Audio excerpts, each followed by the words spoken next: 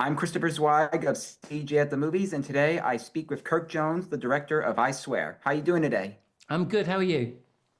Good, thanks for asking. We got 5 minutes on the clock, so a lot can happen in then, so let's get started. I just watched the movie the other day, and I thought it was amazing. I think it's a strong representation of I think it's a strong representation of Tourette's and John Davidson, and how people didn't know the condition better back then. Like, what's it like in the examination and dramatization? It's the first biopic that I'd ever worked on.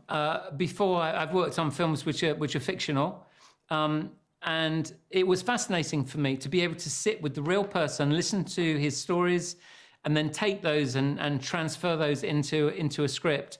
I have never worked on a project like this where not only are people saying that they are laughing and crying and fully seriously entertained, but at the same time, almost by accident, they're talking about how they feel that they're educated, not just about Tourette's, but in general about all forms of neurodivergent conditions like autism and ADHD and OCD and high levels of anxiety. And I'm getting some wonderful, wonderful stories from people, feedback and from the community. So, it's been an amazing journey.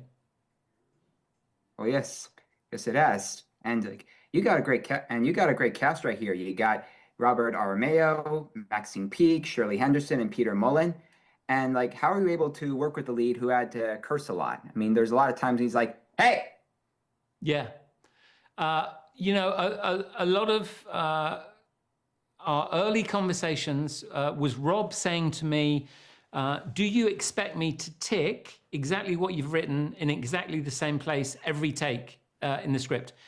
And I thought that was a really smart, but actually quite an obvious question that I should have thought of beforehand. And the answer was no, because Tourette's is like lightning. No one knows when it's going to strike. No one knows what's going to be said.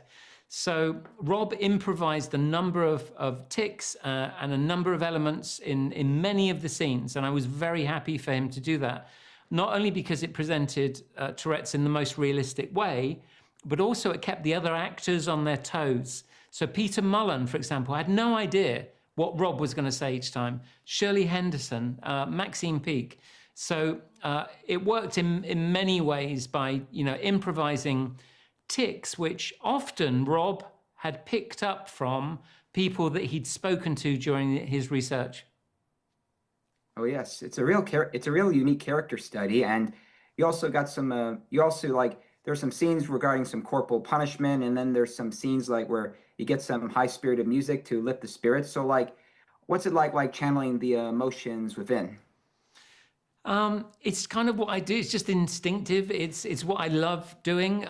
When I make a film, when I write a script, I'm always thinking of the audience and how I can manipulate them. Sounds like a bit of a strong word, but how I can guide them, especially in this film, how I can guide them from a moment which is humorous and makes people laugh and smile to a moment which is upsetting and emotionally engaging, and then lift them back out again.